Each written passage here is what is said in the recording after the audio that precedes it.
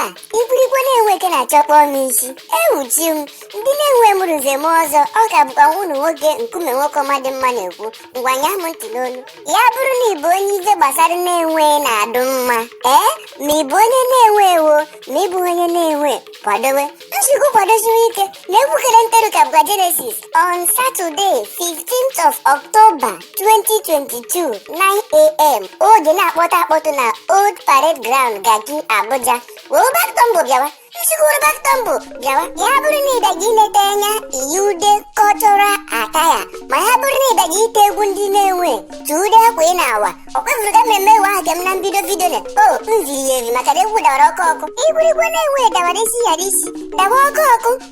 mgbebi ya egbebi were egwu m ghọtawo mana bọswan tuude blanket dị ụbịa ụmụ na-enwe ndị na-awawa ya nọ standby egwu niile eji mara na-enwe eduga adosi na adịzọgbuo ya ha niile na-abịa akpịa igeduga ikoro igedugo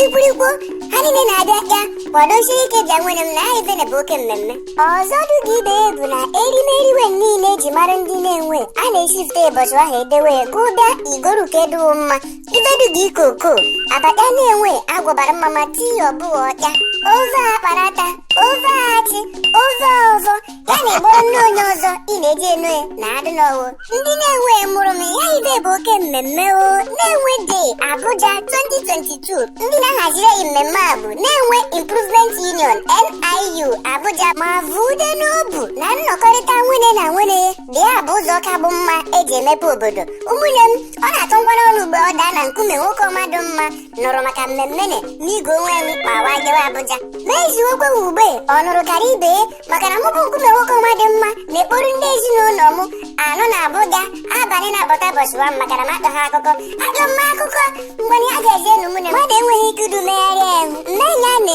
mgbe duwu mma kporo ume ka ndụ bịa edewo m Abuja